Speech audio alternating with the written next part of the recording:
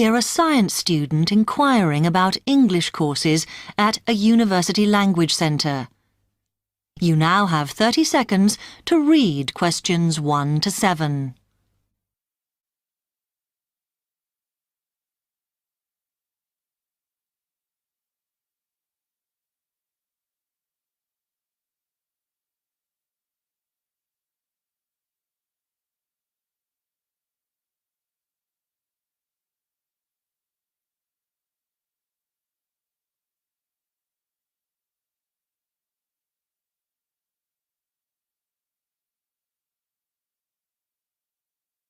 Hi, I've come to ask about the English courses you run for international students. Oh, right.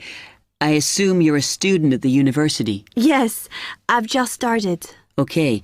Well, we've got a range of courses. It depends what you think you need and how much. Oh.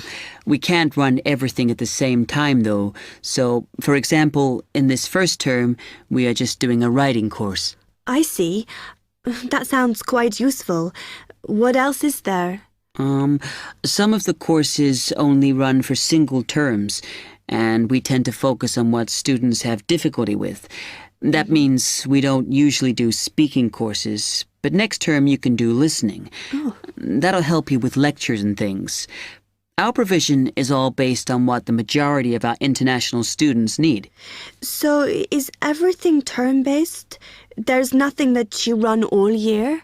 Well, let's have a look. Yes, there is a class for vocabulary and grammar every term. That's for everybody, but it's split into 3 or 4 levels. And what about in the holidays? We don't do anything during the winter or spring break. Oh. But over the summer, there's just general classes because that's what most students want. A bit of everything. Okay, quite a variety then. I'll have a think about what I really need because I haven't got much time. Do you have about 20 students in each class, the same as our science seminars? We try to keep it at about 12 and certainly not more than 15. It's important for language classes. They're very different from your normal courses. Right. And how much are the classes? The rate varies depending on how many hours you attend, but you shouldn't have to pay. Usually, the department will fund you and even sort out which classes you need. Brilliant. It would be quite useful for me to have a certificate to take back to my country. Do you put us in for exams? Yes, but we don't like them to clash with your main course exams in June, so we run them in May. Oh. That leaves you time for revision. Do I have to sign up for something now? I'm not quite sure what I want. Classes haven't quite started yet, so you've got time to decide what you do. All we insist is that you sign up before week 5. That gives you about 3 weeks to decide. Okay. You now have 15 seconds to read questions 8 to 10.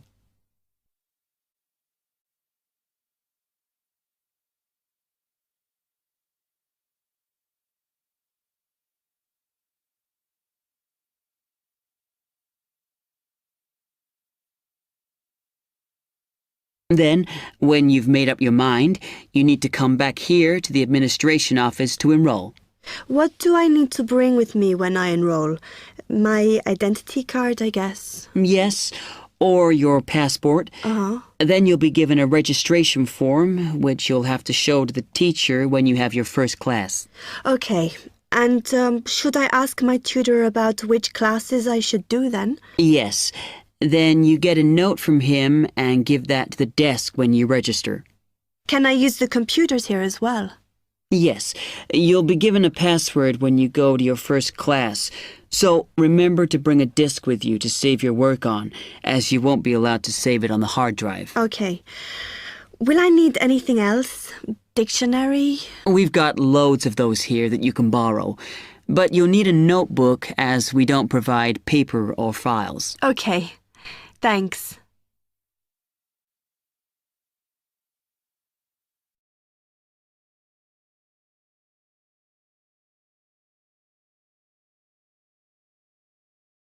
That is the end of part 1. You now have half a minute to check your answers.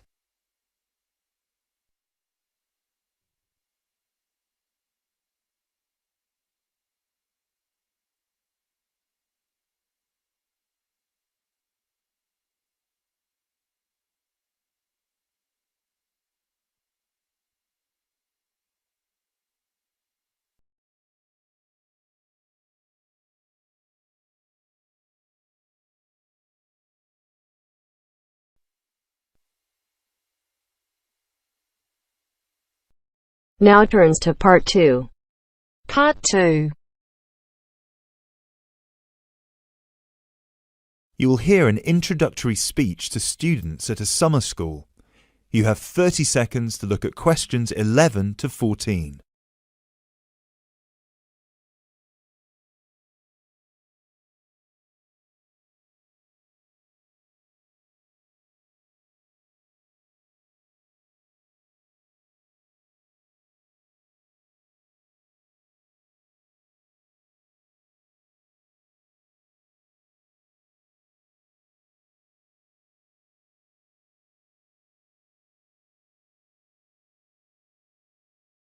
Good morning, everyone, and welcome to Climb Summer School. Now, I know most of you have travelled a long way to get here, and you're probably looking forward to settling into your rooms. So I promise I won't keep you long, but we've got to get through this very brief induction just to make your stay here as pleasurable as possible.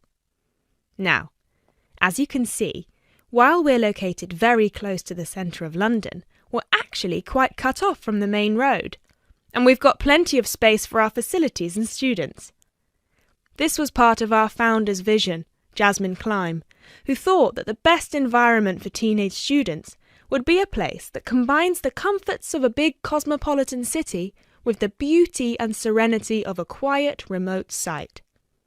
Now, back in 1983, when our school was founded, this all here was an abandoned warehouse, and the classes were held in the main building that you can see over there.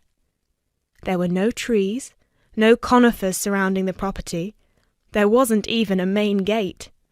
It took years and a great deal of effort to get our school to where it is today.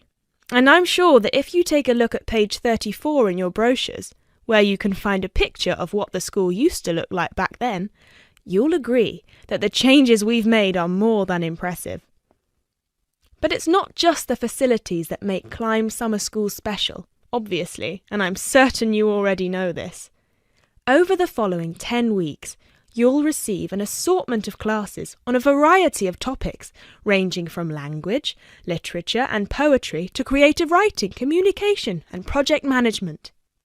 All of these modules have been designed to improve your chances of getting a place in the universities of your choice, while also giving you the opportunity to learn, excel, and of course, also socialise with people from all over the world.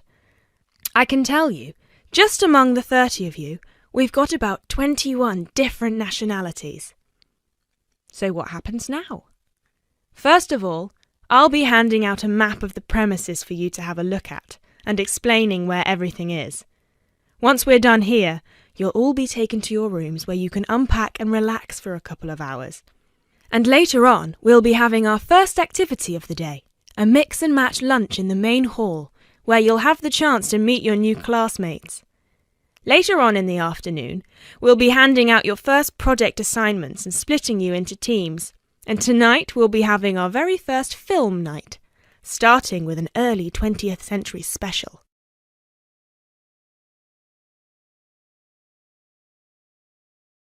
You now have 30 seconds to look at questions 15 to 20.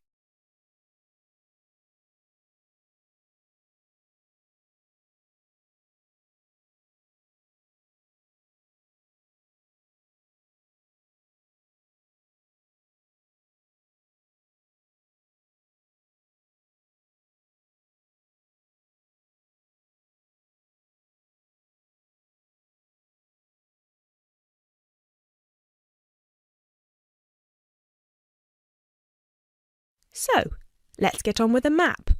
You've already got a version of it in your brochures, So if you can open them to the last page so we can have a look. Very well.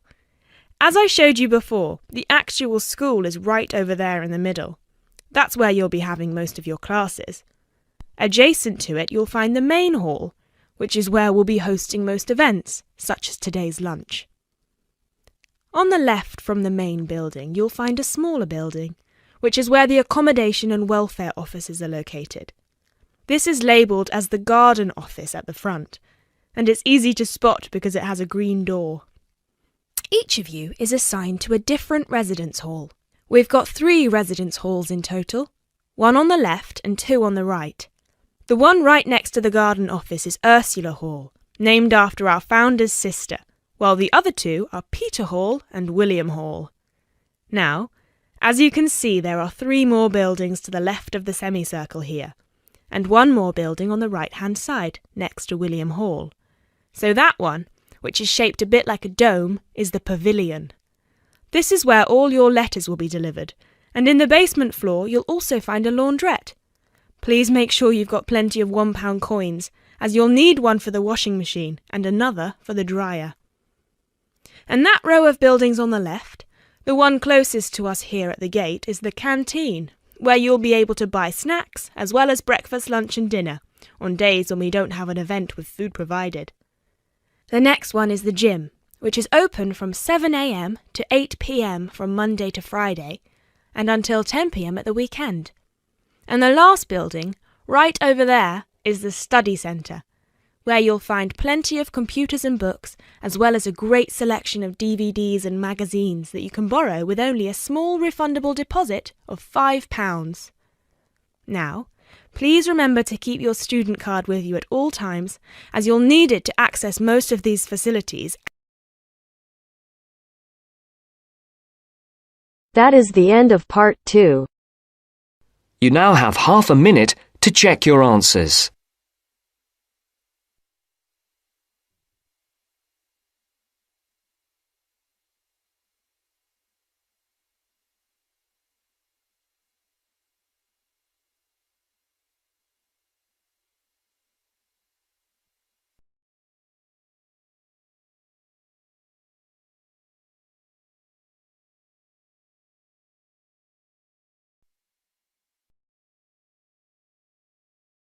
Now turns to part 3. Part 3. To hear a reporter from the New York Times who is presenting a news report prepared by Dion Searcy and Robert Gebeloff on the topic Middle Class Shrinks, further as more fall out instead of climbing up. First, look at questions 21 to 23.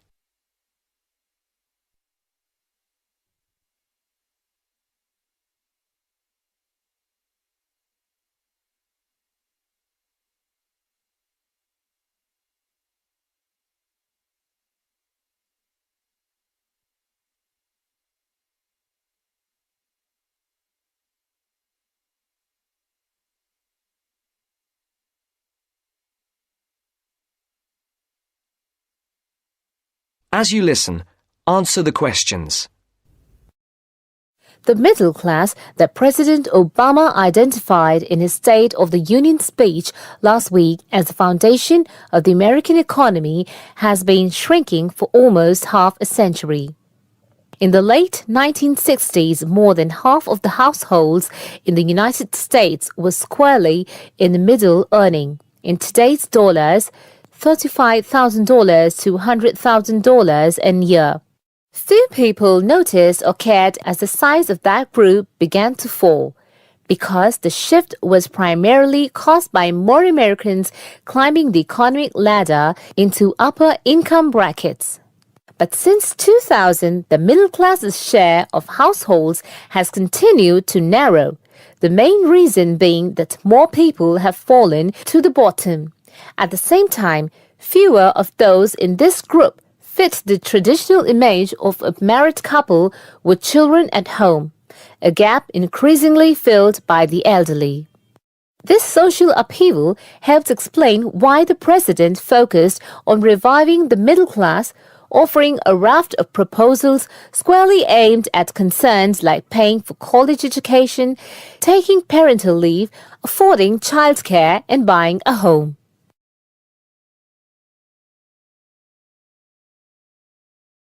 Before the conversation continues, look at questions 24 to 30.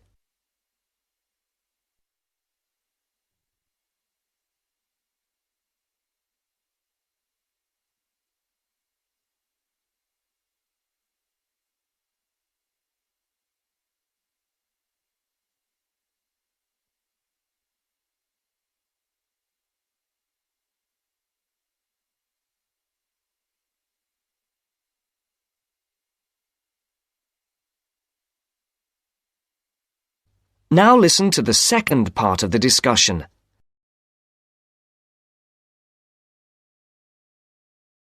Mr. Obama told Congress and the public, "Still, regardless of their income, most Americans are identified as middle class. The term itself is so amorphous that politicians often cite the group in introducing proposals to engender wide appeal. The definition here starts at $35,000, which is about 50% higher than the official poverty level for a family of 4 and ends at the 6-figure mark. Although many Americans in households making more than $100,000 consider themselves middle class, particularly those living in expensive regions like the Northeast and Pacific Coast, they have substantially more money than most people. However, the lines are drawn. It is clear that millions are struggling to hang on to accoutrement that most experts consider essential to a middle-class life. I would consider middle class to be people who can live comfortably on what they earn, can pay their bills, can set aside something to save for retirement and for kids in college, and can have vacations and entertainment, said Christine L. Owens, Executive Director of the National Employment Law Project.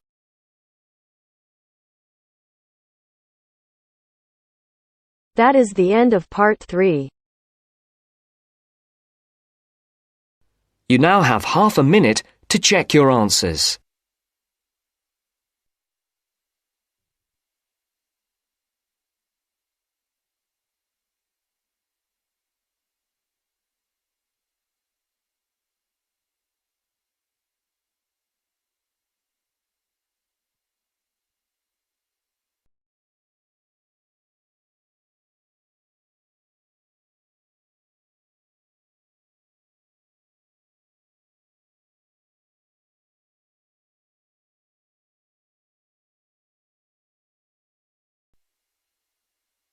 Now turns to part 4. Part 4. You will hear a lecture about English language. You have 30 seconds to look at questions 31 to 37.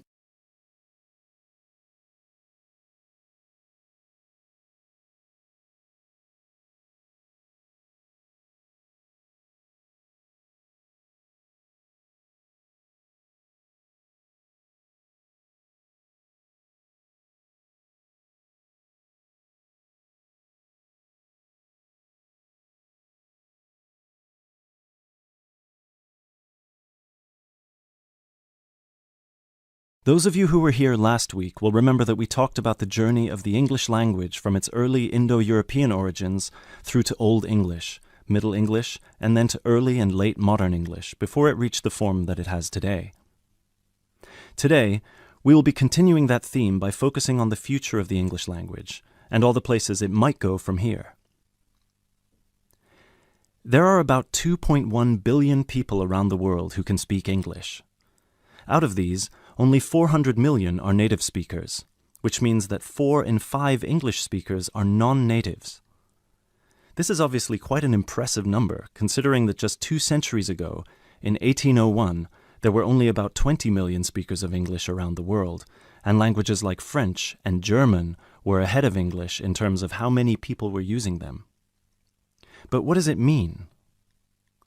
What it means is that the future of the English language doesn't really depend on its native speakers, but on that massive number of non-native speakers learning it around the world. Has anyone heard the term pidgin before, or Creole? A pidgin is a simplified version of a language which acts as a bridge between two people who don't have a common language, allowing them to communicate with each other. While a Creole is a language that evolves from a pidgin, with the difference that it is fully formed with clear grammatical rules and vocabulary. There are currently dozens of Pidgin and Creole languages based on English around the world, for example, Nigerian Pidgin or Jamaican Patois. These languages are also known as Englishes. What's interesting about these Englishes is how different they sound to, for lack of a better term, proper English. Take the word trousers, for instance. In Sheng, which is a Kenyan Creole language, they're called longi because they're long. But even versions of English that are recognized as official variations or dialects still differ greatly from each other. Americans and Jamaicans would call the back of a car where you store your luggage the trunk. Britons, Australians, Canadians, and other Commonwealth countries would call it the boot. A subway in the UK is a tunnel under a road that allows pedestrians to cross safely. In the US, it's an underground train. You might think of these differences as minute, but when you take into account the dozens of different versions of English out there, a very intriguing parallel arises with another language from the past, Latin. Latin, too, used to be a lingua franca. Nowadays, it's all but dead, spoken only by a few clerics and scholars. At some point in history, it splintered into various different languages which became known as Romance languages. For example, Spanish, Italian, or French. There are some that theorize that the same thing might happen to English in the near or distant future, that all these Englishes we have today in different countries will continue to develop, so pidgins will turn into Creole languages, and Creole languages will turn into just languages, and English itself, as we know it today, will disappear, or become less and less important. It's an interesting theory, if nothing else. You now have 30 seconds to look at questions 38 to 40.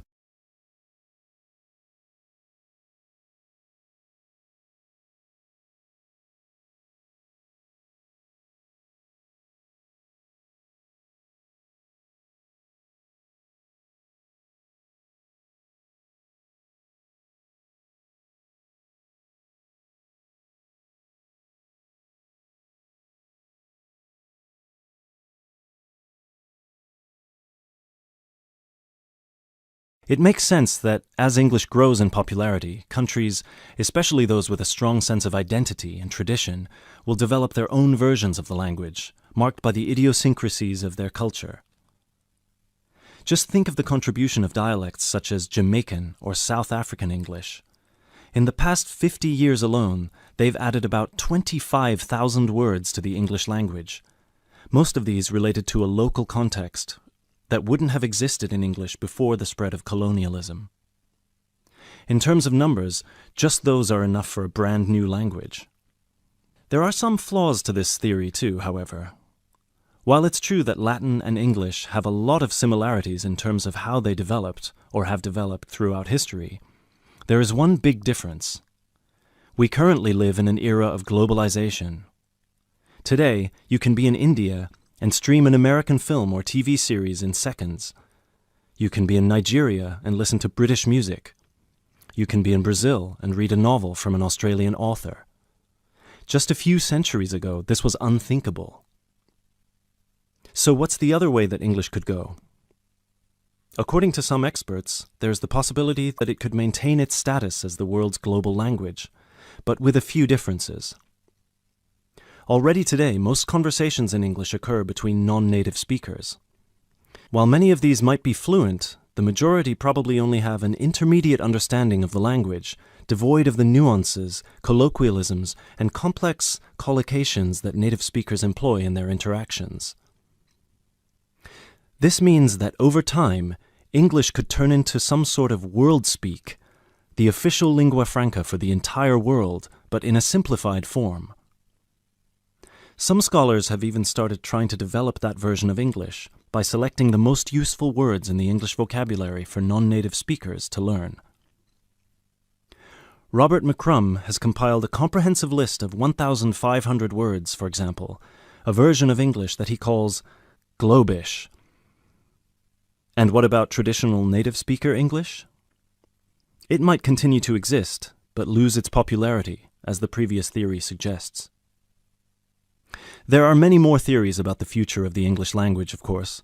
I've only focused on the two main ones because they clearly demonstrate our uncertainty when it comes to how this beautiful language will develop. English is in a unique, unprecedented position. No other language has achieved the same levels of popularity in human history, especially in terms of non-native speakers. So, as this is clearly uncharted territory, only time will be able to tell us what will happen. That is the end of part 4.